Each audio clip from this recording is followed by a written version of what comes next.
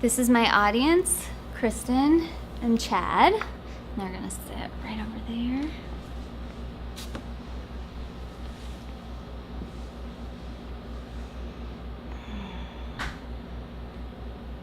Okay. Who here has a foreskin? I do, and my guess is that if you're a female and you were born in the United States, you do as well. However, if you are a male born in the United States, chances are not in your favor. Strangely enough, this is one area where boys do not have the same rights as girls, at least not in an obvious way. Today I'm going to share with you the functions of the foreskin, the adverse effects of circumcision, the ethical issue behind genitally mutilating infant boys. Intact. Intact, as defined by Merriam-Webster, is untouched, especially by anything that harms or diminishes. I bring this up because in the United States we need some clarity. Often intact is noted as uncircumcised, which predisposes a person to think that circumcised is the norm, when the truth is, in nature, we are all born with a foreskin and we are all intact.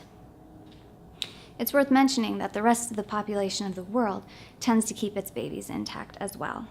So let's go ahead and jump into the functions of the foreskin. The biggest function of the foreskin is that of protection. It protects the glans, which is the head or top of the penis, in numerous ways, and protects the penis in case of injury.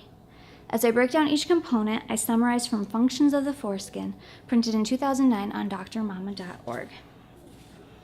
The functions of the foreskin: protects the glans and penis, it keeps the glans moist, the correct warm temperature, and maintains the perfect pH balance. It is also self-cleansing. It protects the glans from external bacterial infection and abrasive contaminants. There are glands in the foreskin that produce antibacterial and antiviral properties, such as lysozyme. It also possesses Langerhans cells, which improve our immune functions. And the lining has plasma cells that create and secrete immunoglobulins, which fight infection. It also supports beneficial bacteria the same way our eyelid or our gut can. The next big function of the foreskin is that of a sexual organ. The foreskin itself has self-lubricating properties and qualities, and along with this, the presence of it can assist a male and his partner during masturbation and sexual activity. The foreskin possesses many nerve endings, increasing sensitivity in the penis dramatically.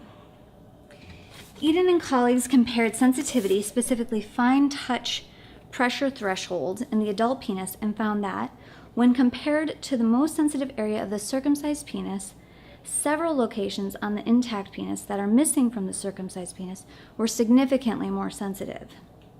The region most sensitive to fine touch on the circumcised penis was the circumcision scar, and all those other components that are the highest sensitivity on the intact penis are missing and taken away from the procedure.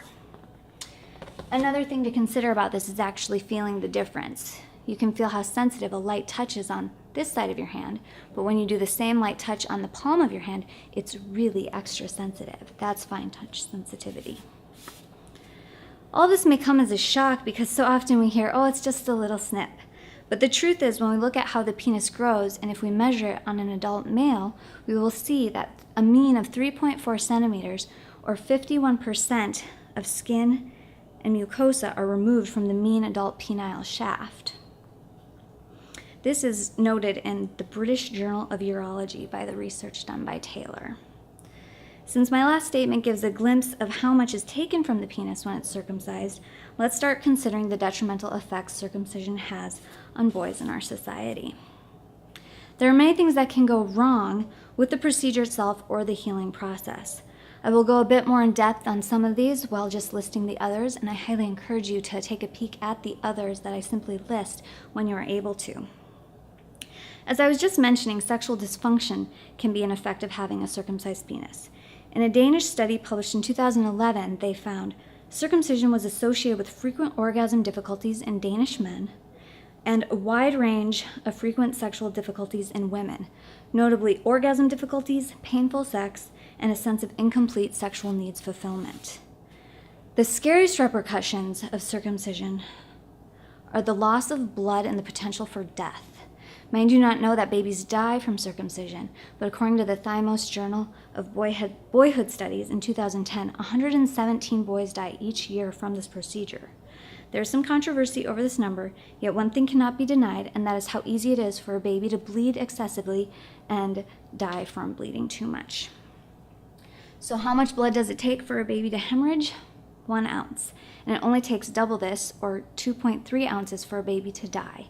This is such a small amount that the scariest thing about this is you put this in a disposable diaper and it can easily go unnoticed by a caregiver. All these numbers can be validated by looking at increased dangers of neonatal circumcision by doctors opposing circumcision.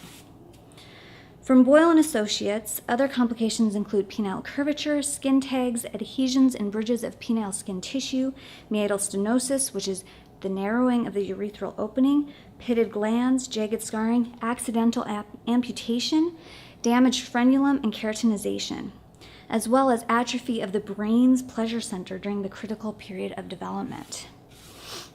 From the same study, psychological imbalances that come up for men who have been circumcised include lack of trust, reluctancy to enter relationships or a guardedness in those relationships, low self-esteem, anger and violence towards women or irrational rage reactions, decreased intimacy, decreased ability to process emotions, emotional numbing, and decreased ability to communicate. As we can see, there are many things that occur that are detrimental to the physical and mental well-being of the infants put under the knife. So what do we do about all of this? First, we recognize that this procedure has detrimental effects, of which are irreversible. We recognize that we are performing this cosmetic surgery on boys who are not consenting as infants. And we acknowledge the fact that we made this type of mutilation illegal for little girls in 1996, according to U.S. Code Title 18, Part 1, Chapter 7. And here we could apply that same respect to our little boys.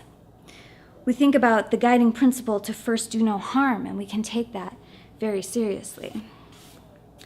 Now, if a person delves in and does more research, it would become apparent that the reasons listed for routine circumcision are null and void.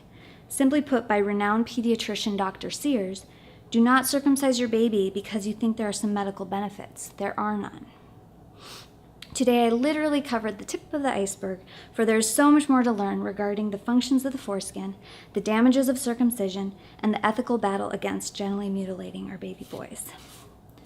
I hope you learned something new today, and your mind has been opened ever so slightly, so that way you can consider helping keeping our future sons intact. I'm going to leave you with one final thought in the words of a man who was circumcised and was shared at a symposium of circumcision.